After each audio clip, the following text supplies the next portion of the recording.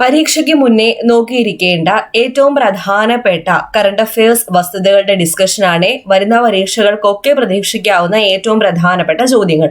ക്ലാസ്സിലേക്ക് പോകാം. നമ്മുടെ ടെലഗ്രാം ചാനൽ ജോയിൻ ചെയ്യാത്തവരുണ്ടോ? ഉണ്ടെങ്കിൽ ഫസ്റ്റ് കമന്റ് ഒന്ന് ചെക്ക് ചെയ്തേക്കാം. ലിങ്ക് ഞാൻ പിൻ ചെയ്ത് വെച്ചിട്ടുണ്ട്.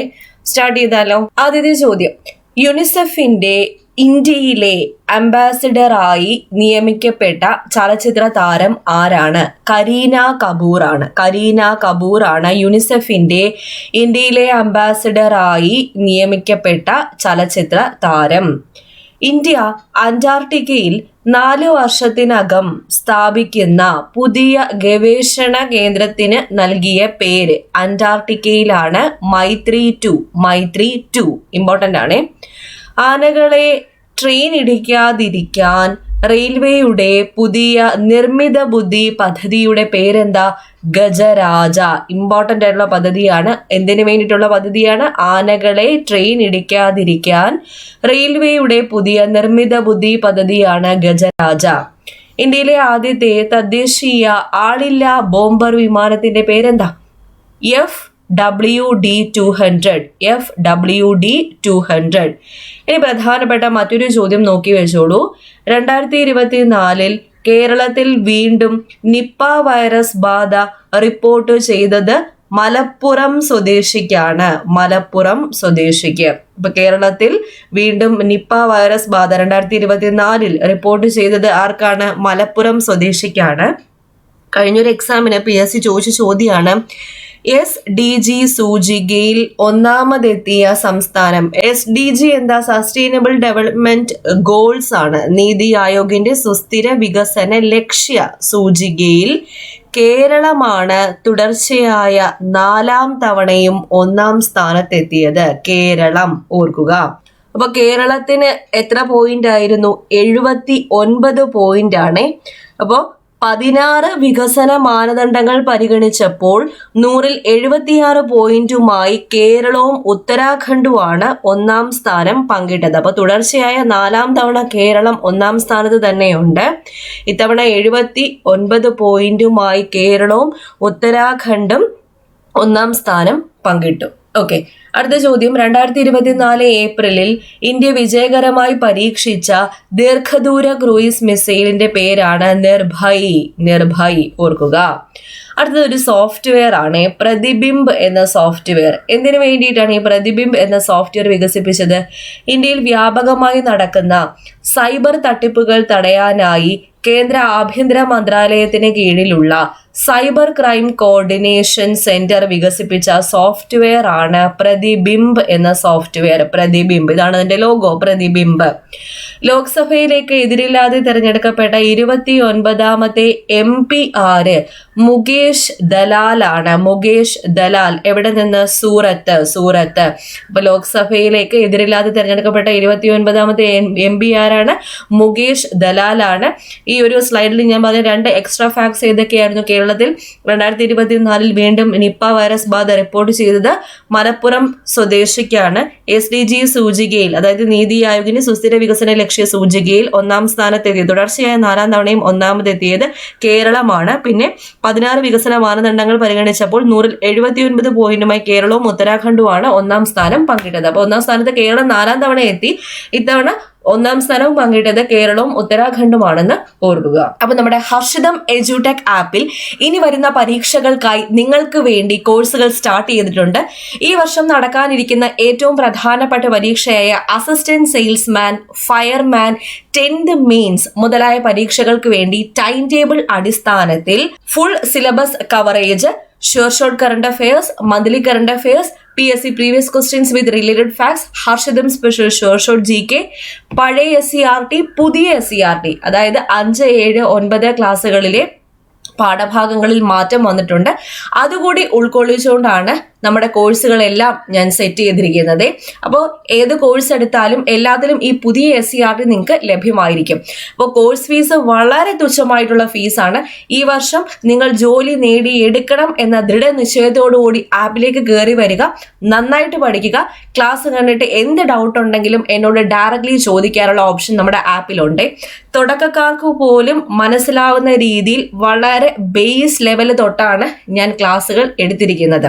അപ്പോൾ ഇനി വരാനിരിക്കുന്ന നോട്ടിഫിക്കേഷൻ വരുന്ന പ്രധാനപ്പെട്ട പരീക്ഷ company LGS, village field assistant, Bevco LD ഈ പരീക്ഷകൾക്ക് വേണ്ടി ഓൾറെഡി തന്നെ നമ്മൾ ബാച്ച് സ്റ്റാർട്ട് ചെയ്തിട്ടുണ്ട്. അഡ്മിഷൻ ഓപ്പൺ ആണ്. നിങ്ങൾ ഇപ്പോൾ കയറിയാൽ പോലും അഡ്മിഷൻ ഓപ്പൺ ആണ്. വളരെ വ്യക്തമായിട്ട് തന്നെ പഠിച്ചു പോകാം. ഒരു ടെൻഷനും വേണ്ട. ജോലി ഉറപ്പിക്കാൻ വേണ്ടിയിട്ട് നമ്മുടെ ഹർഷിതം എഡ്യൂടെക് ആപ്പിലേക്ക് ജോയിൻ ചെയ്തോളൂ. ഇപ്പൊ കഴിഞ്ഞ 10th പ്രിലിംസ് ഈ എല്ലാ ഘട്ടങ്ങളുടെയും റിലേറ്റഡ് ഫാക്ട്സ് ഫുള്ളായിട്ട് തന്നെ 100 ചോദ്യങ്ങളുടെയും റിലേറ്റഡ് ഫാക്ട്സ് നമ്മുടെ ആപ്പിൽ ഞാൻ അപ്ലോഡ് ചെയ്തിട്ടുണ്ട്. അതുപോലെ കഴിഞ്ഞ LDC, LGS അതുപോലെ വേറെയും കുറെ പരീക്ഷകളുടെ റിലേറ്റഡ് ഫാക്ട്സ് ഞാൻ ആപ്പിൽ ഡീറ്റെയിൽ ആയിട്ട് തന്നെ അപ്ലോഡ് ചെയ്തിട്ടുണ്ട്. അതുപോലെ ഇംഗ്ലീഷിന്റെ separate related facts, science, Malayalam എല്ലാത്തിന്റെയും റിലേറ്റഡ് ഫാക്ട്സ് നമ്മുടെ ആപ്പിൽ അവൈലബിൾ ആണ്. റിലേറ്റഡ് ഫാക്ട്സ് കണ്ടാൽ തന്നെ ഒരു 50% മാർക്ക് നമുക്ക് അതിൽ നിന്ന് തന്നെ കിട്ടും. ഓക്കെ, അപ്പോൾ ഒരു ടെൻഷനും അടിക്കേണ്ട. ജോലി നിങ്ങൾക്ക് ഉറപ്പിക്കാവുന്നതാണ്. ആപ്പ് ഡൗൺലോഡ് ചെയ്യാനുള്ള ലിങ്ക് ഞാൻ ഡിസ്ക്രിപ്ഷൻ ബോക്സിൽ കൊടുത്തേക്കാം. കൂടാതെ പ്ലേ സ്റ്റോറിൽ ഹർഷിതം എഡ്യൂടെക് എന്ന് സെർച്ച് ചെയ്താൽ നമ്മുടെ ആപ്പ് നിങ്ങൾക്ക് കിട്ടുന്നതായിരിക്കും. അടുത്ത ചോദ്യം നോക്കാം. ലോകത്തിലെ ഏറ്റവും ഉയരം കൂടിയ സ്റ്റീൽ ആർച്ച് റെയിൽ പാലം നിലവിൽ വരുന്നത് എവിടെയാണ്?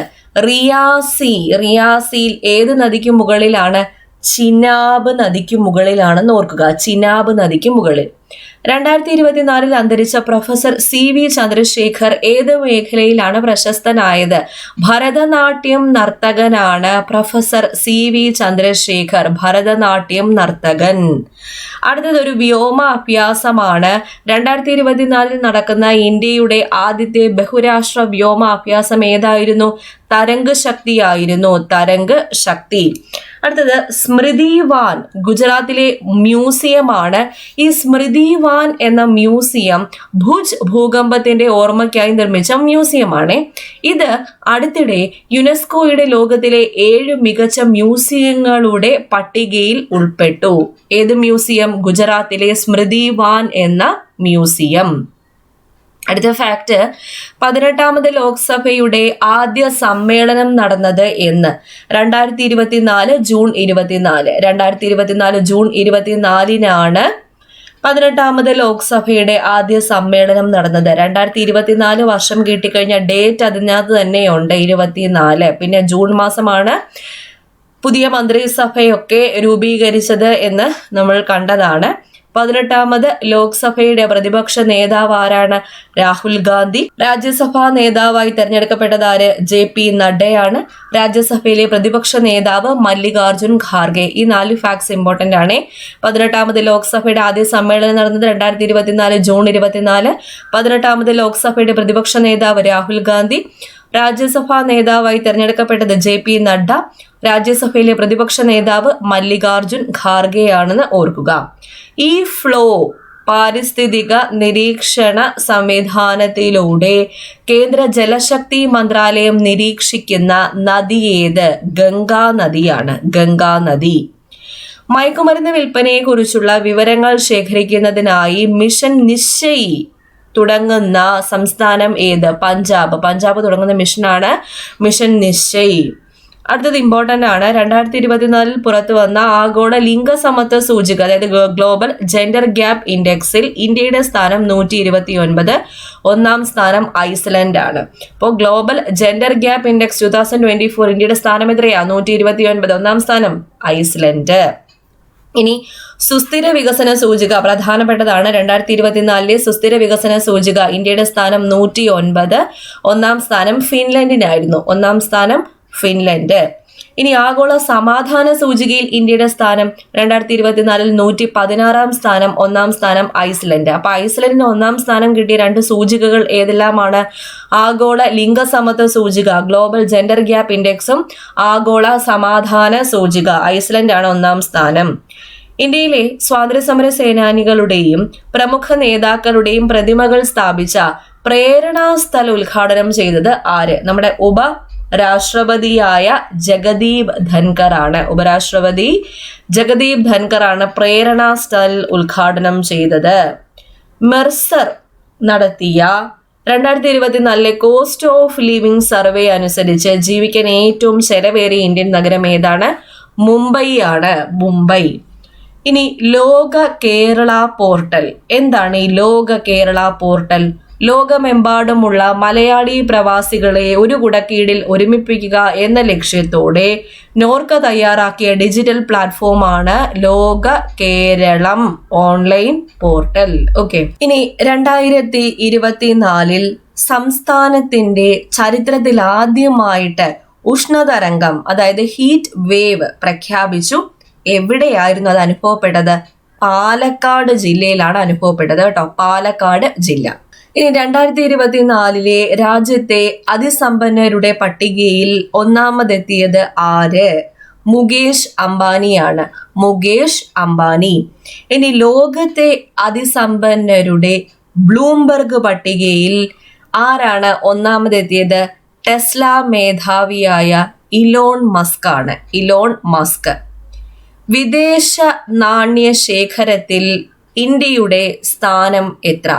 4ാം സ്ഥാനമാണ് ഇന്ത്യക്ക്.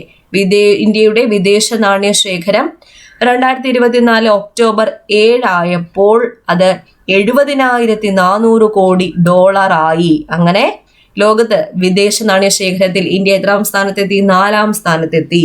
ഇനി ഫോബ്സ് പുറത്തിറക്കിയ 2024 ലോകത്തെ മികച്ച ബാങ്കുകളുടെ പട്ടികയിൽ കേരള ഗ്രാമീൺ ബാങ്കിനെ ഇന്ത്യയിലെ 18ാമത്തെ മികച്ച ബാങ്കായിട്ട് തെരഞ്ഞെടുത്തു. ഇന്ത്യയിലെ 18ാമത്തെ മികച്ച ബാങ്കായിട്ട് തിരഞ്ഞെടുക്കപ്പെട്ടത് കേരള ഗ്രാമീൺ ബാങ്ക് ആണ്. അടുത്ത ചോദ്യം നോക്കാം. ഇന്ത്യയിലെ ഏറ്റവും വലിയ പുള്ളിപ്പുലി സഫാരി പാർക്ക് നിലവിൽ വന്നത് എവിടെ? ബന്നാർഘട്ട ബയോളജിക്കൽ പാർക്ക്, കർണാടകം. കർണാടകത്തിലെ ബന്നാർഘട്ട ബയോളജിക്കൽ പാർക്കിലാണ് ഇന്ത്യയിലെ ഏറ്റവും വലിയ പുള്ളിപ്പുലി സഫാരി പാർക്ക് നിലവിൽ വന്നത്.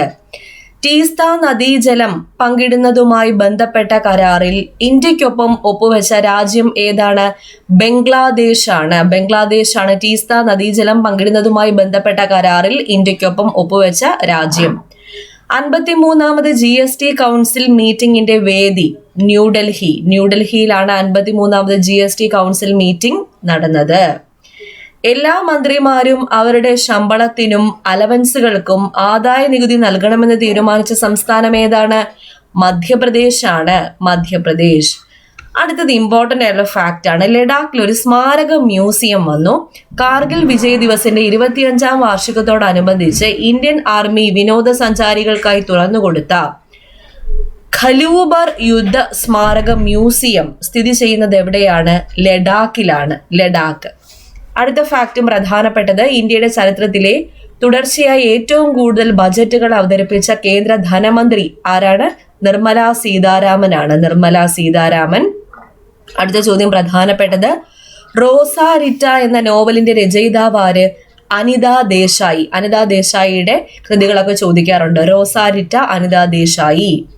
2024 പുറത്തു വന്ന റിപ്പോർട്ട് പ്രകാരം സമൂഹ മാധ്യമമായ എക്സിൽ 10 കോടിയിലധികം ഫോളോവേഴ്സ് ഉള്ള ദേശീയ നേതാവാണ് നരേന്ദ്രമോദി. നരേന്ദ്രമോദി.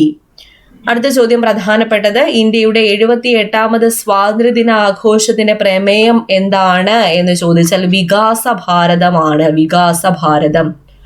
കുഫ്രി ഉദയ് പ്രധാനപ്പെട്ടതാണ്. ഏത് വിളയുടെ സങ്കര ഇനം? ഉരുളക്കിഴങ്ങിന്റെ സങ്കര ഇനമാണ് കുഫ്രി ഉദയ്, കുഫ്രി ഉദയ്.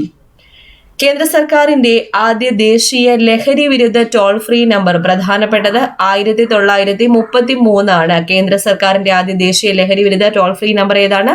1933 1933. ഓക്കെ, ഇത്രയും ക്വസ്റ്റ്യൻസ് ആണ് ഇന്ന് ഡിസ്കസ് ചെയ്തത്. എല്ലാം പ്രധാനപ്പെട്ട ഫാക്ട്സ് ആണ് പറഞ്ഞിരിക്കുന്നത്. അപ്പോൾ പരീക്ഷയ്ക്ക് കയറുന്നതിന് മുന്നേ ഇതൊന്ന് നോക്കി വെച്ചേക്കാം. അപ്പൊ നമ്മുടെ ഹർഷിതം എഡ്യൂടെക് ആപ്പിൽ കോഴ്സുകളെല്ലാം നടന്നു വരികയാണ്. എത്രയും വേഗം അഡ്മിഷൻ എടുത്തോണേ. ആപ്പ് ഡൗൺലോഡ് ചെയ്യാനുള്ള ലിങ്ക് ഡിസ്ക്രിപ്ഷൻ ബോക്സിൽ കൊടുത്തിട്ടുണ്ട്. അടുത്ത ക്ലാസ്സിൽ വീണ്ടും കാണാം.